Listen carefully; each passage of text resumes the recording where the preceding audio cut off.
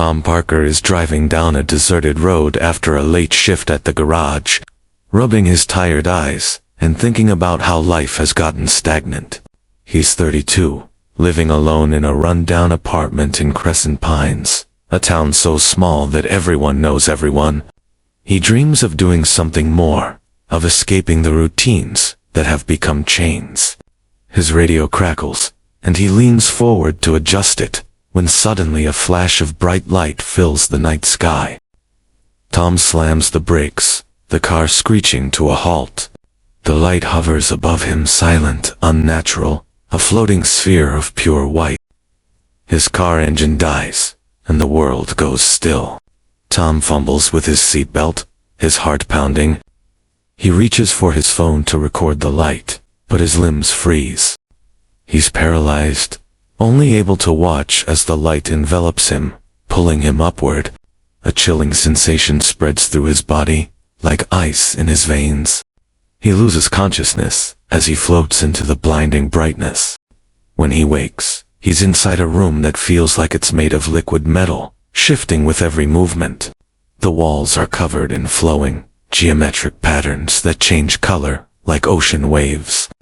Tom tries to sit up, but realizes he's strapped to a floating table. Panic rises in his chest. He calls out, his voice echoing in the sterile, metallic air.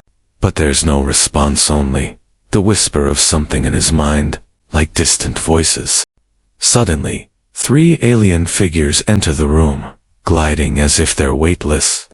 They are tall, with translucent skin that shimmers like oil on water.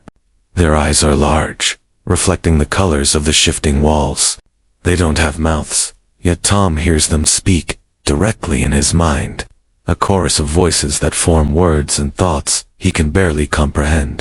The beings begin examining him, their hands emitting a blue glow that scans his body, sending waves of heat and cold coursing through him. Subject 37. A suitable vessel. The voices murmur in unison, and Tom's vision blurs as he struggles to make sense of the situation. Prepare the infusion. Tom's thoughts are a chaotic swirl. He wonders if he's dreaming or dying. He feels a sharp prick in his arm, then warmth spreading through his veins. His skin burns as though every cell is on fire. He tries to scream, but the pain paralyzes him. A metallic hum fills the air, vibrating through his bones.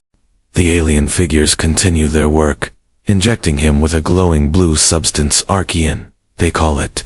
As they operate, their thoughts bleed into his mind, clearer now. We are the Xenarch, explorers of consciousness and manipulators of life. You, human, will be the bearer of our gift. The Xenarch explained that they've selected him to undergo a genetic alteration. Archean is an energy source beyond human comprehension, capable of reshaping DNA to unlock latent potential. They believe humans are on the brink of a great evolutionary leap, and Tom is to be their test subject. Tom feels his body changing, muscles tightening, his senses expanding. He catches glimpses of distant stars, as if he's seeing through the Xenarch's eyes. His mind struggles to hold on to the memories flooding in from the alien beings, visions of distant galaxies and strange worlds. The Xenarch speak of threats lurking beyond Earth, dangers that humans are unprepared to face. The last thing Tom remembers before passing out again is a promise, whispered in his mind. You will return to your world, but you will never be the same. He wakes up, lying on the forest floor beneath a starry sky, his car nearby as if nothing happened. Shaken, he drives home, trying to convince himself it was a dream. But deep down, he knows it was real. Tom spends the next few days in a fog, haunted by strange dreams of alien landscapes. He dismisses the whole experience as a hallucination till the changes start. He wakes one morning to the sound of his neighbor's dog barking 2 blocks away, his ears picking up the faintest of sounds. In the shower, he accidentally shatters the faucet handle with a twist. His strength, vision, and reflexes are beyond anything he's ever known. He can read the labels on a bottle from across the room, lift the front of a car with one hand, and leap over fences as if gravity has loosened its grip on him. He spends nights testing his new limits in secret, running through the woods at inhuman speeds, feeling the rush of power in his veins. But the most unsettling change is the voice. At first, it's faint, a whisper that he mistakes for his own thoughts. But soon, the Xenarch's presence becomes unmistakable. They communicate directly with his mind, guiding him on how to focus the Archean energy flowing within him. They teach him to create invisible barriers, to generate concentrated blasts of energy, and to manipulate small objects from a distance. Tom is torn between awe and anger. He feels like a puppet, controlled by these beings he never asked to meet. He tries to block out their voices, but they grow louder whenever he uses his powers, like a chorus in his head. Despite their guidance, he refuses to let them dictate his every move, testing his abilities without following their precise instructions. The Xenarch warn him of the dangers of misusing his powers. The Archeon must be balanced, Tom Parker. Without control, it will consume you. We offer this guidance for your survival, nothing more. Tom's frustration with the Xenarch grows, even as his powers continue to evolve. He begins to see his abilities as a curse, a reminder that he's no longer fully human. He tries to return to his old life, but normalcy is impossible. In the garage, he fixes cars with a touch, bending metal with his bare hands. At night, he hears every whisper in the neighborhood, every heartbeat like a drum in the darkness. As he struggles with his new reality, strange phenomena begin occurring around Crescent Pines. Electronics malfunction, lights flicker, and small tremors shake the ground. Tom suspects the Xenarch might be behind these incidents, testing him, or manipulating the environment to provoke him. He confronts them mentally, demanding answers. Why are you doing this? What's your real agenda? The Xenarch respond with cryptic answers, evading his accusations.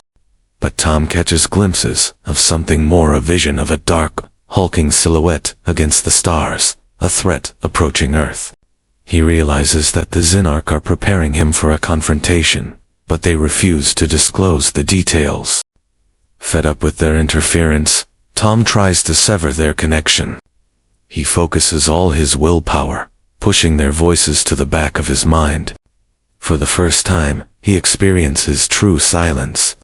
But with it comes a sense of unease, like he's cut off from a vital part of himself. He starts doubting his choice as the tremors around town grow stronger. One night, the town is rocked by a violent earthquake, far stronger than anything Crescent Pines has ever seen. Buildings crumble, roads split open, and fires break out. Tom rushes outside, his enhanced senses overwhelmed by the cries for help. He uses his strength to lift fallen beams, his speed to rescue people from collapsing houses. But as the destruction spreads, he realizes that his powers alone might not be enough to stop the disaster. The Xenarch's voices break through the mental barrier he created, urgent and desperate. You're unleashing the Archeon's energy unchecked. Allow us to guide you, or you risk destroying everything. Tom hesitates, torn between his desire for independence and the need to save his town. He faces the truth. The earthquake is not natural. It's the result of Archeon energy interacting with Earth's core, a side effect of his own uncontrolled abilities. The Xenarch did not cause it, but they foresaw the danger. Realizing he can't do this alone, he lets down his mental guard, allowing the Xenarch's guidance to flood his mind once more. Together, they focus the Archeon energy, channeling it into the ground. Tom's body glows with blue light as he directs the energy into the earth, absorbing the seismic waves. The ground stabilizes, the tremors cease, and the town is spared further devastation. Exhausted, Tom collapses amid the rubble, his breath ragged. The Xenarch's voices are softer now, more respectful. You have proven your strength, Tom Parker. You are ready to face what lies beyond. We will remain, but only as allies. Your mind is your own. As dawn breaks, The survivors emerge from the wreckage, looking to Tom as a hero. He knows that his life has changed forever. He is no longer just a mechanic, but a guardian with a purpose. The Xenarch are still with him, but he knows now that he can harness their knowledge without losing himself. The alien influence may have shaped him, but he has carved out his own destiny. And though the threat hinted at by the Xenarch still looms, Tom feels a new sense of determination. He has been transformed into something more, and with his newfound powers, he's ready to protect his world and his terms.